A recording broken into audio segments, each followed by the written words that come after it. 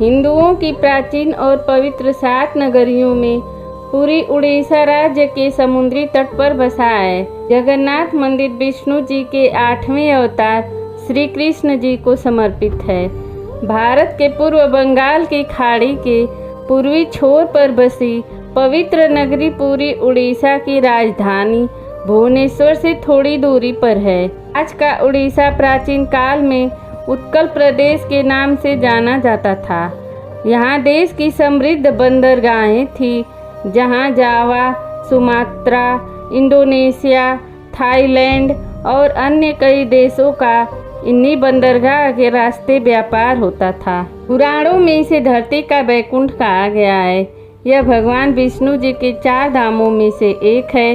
इसे श्री क्षेत्र, श्री पुरुषोत्तम क्षेत्र, शाक क्षेत्र, नीलांचल, नीलगिरी और श्री जगन्नाथपुरी भी कहते हैं। यहाँ लक्ष्मीपति श्री विष्णु जी ने तरह तरह की लीलाएं की थी। ब्रह्मा और स्कंद पुराण के अनुसार यहाँ भगवान विष्णु पुरुषोत्तम नील माधव के रूप में अवतरित हुए और सबर जनजाति के परम पूज्य देवता बन गए। सबर जनजाति के देवता होने के कारण यहाँ भगवान जगन्नाथ का रूप कबीलाई देवताओं की तरह है। पहले कबीले के लोग अपने देवताओं की मूर्तियों को काष्ठ से बनाते थे।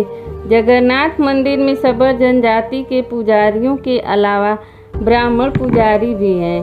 ज्येष्ठ पूर्णिमा से आषाढ़ पूर्णिमा तक सबर जाति के दैतापति जगन्नाथ जी की सारी रीतियां करते हैं। पुराण के अनुसार नीलगिरी में पुरुषोत्तम हरि की पूजा की जाती है। पुरुषोत्तम हरि को यहाँ भगवान श्री राम का रूप माना गया है। सबसे प्राचीन मत्स्य पुराण में लिखा है कि पुरुषोत्तम क्षेत्र की देवी विमला है और यहाँ उनकी पूजा होती है। रामायण के उत्तराखंड के अनुसार भगवान राम ने रावण के भाई विभीषण को अपने इक्ष्वाकु वंश के कुल देवता भगवान जगन्नाथ की आराधना करने को कहा।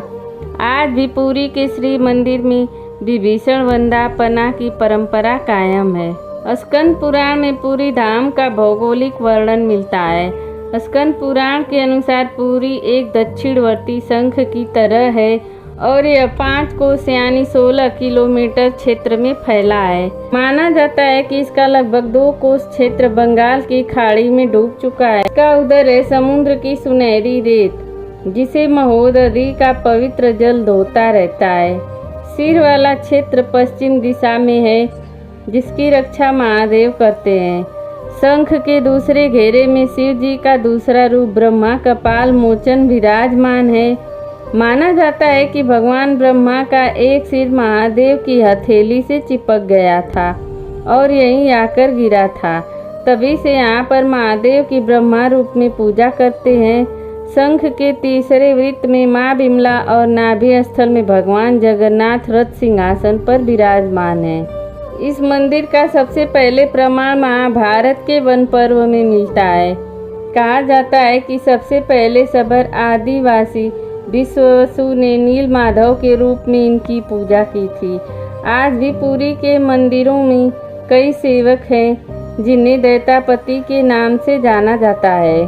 राजा इंद्रद्युम्न मालवा का राजा था, जिनके पिता का नाम भारत और माता का नाम सुमति था। राजा इंद्रद्युम्न को सपने में हुए थे जगन्नाथ जी के दर्शन। कई ग्रंथों में राजा इंद्रद्युम्न और उनके यज्ञ के बारे में विस्तार से लिखा है। उन्होंने यहाँ कई विशाल यज्ञ किए और एक सरोवर बनवाया। एक रात भगवान विष्णु जी ने उनको सपने में दर्शन दिए और कहा, नीलांचल पर्वत की एक गुफा में मेरी एक मूर्ति है, उसे नील माधव कहते हैं। तुम एक मंदिर बनवाकर उसमें मेरी मूर्ति स्थापित कर दो। राजा ने अपने सेवकों को नीलांचल पर्वत की खोज में भेजा। उसमें से एक था ब्राह्मण विद्यापति। विद्यापति ने सुन रखा था कि सबर कबीले के लोग नील माधव की पूजा करते हैं और उन्होंने अपने देवता की इस मूर्ति को नीलांचल पर्वत की गुफा में छुपा रखा है। वह यह भी जानता था कि सबर कबीले का मुखिया विश्ववसु नील माधव का उपासक है और उसी ने मूर्ति को गुफा में छिपा रखा है। चतुर विद्यापति ने मुखिया की बेटी से विवाह कर लिया। आखिर में वह अपने पत्नी के जरिए नीलमाधव की गुफा तक पहुंचने में सफल हो गया। उसने मूर्ति चुरा ली और राजा को लाकर दे दी। विश्वावसु ने अपने आराध्य देव की मूर्ति चोरी होने से बहुत दुखी हुआ। अपने भक्त के दुख से भगवान भी दुखी हो गए। भगवान गुफा में लौट गए, लेकिन साथ ही राजा इंद्रद्युम्न से वादा किया कि वो एक दिन उनके पास जरूर लौटेंगे, बशर्ते कि वो एक दिन उनके लिए विशाल मंदिर बनवा दें।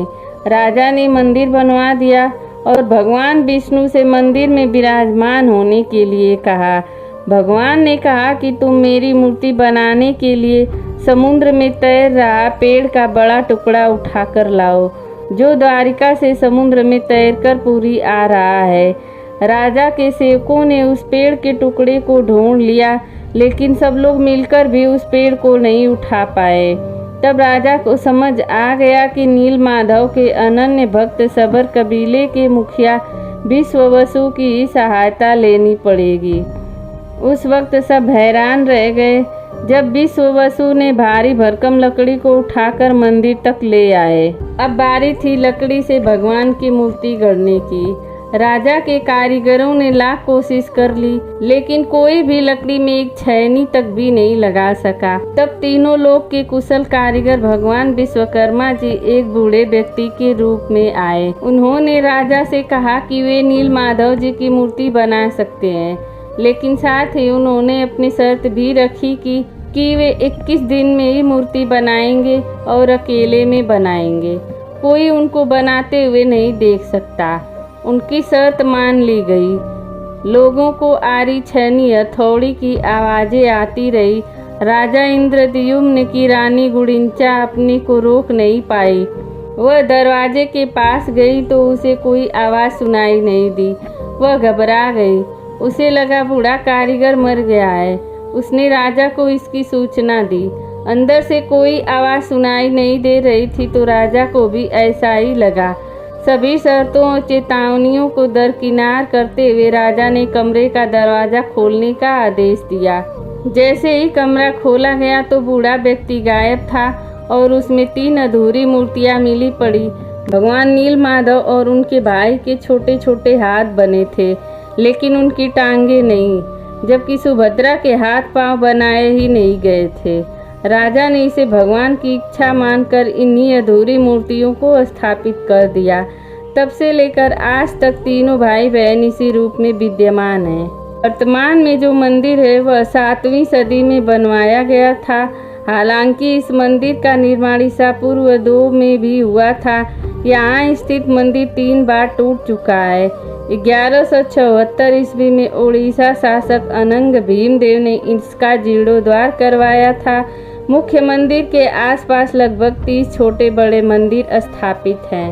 वीडियो पसंद आई हो तो प्लीज़ वीडियो को लाइक और चैनल को सब्सक्राइब कर लीजिए और कमेंट में जय श्री कृष्णा जय श्री राधे जरूर लिखिए। राधे राधे।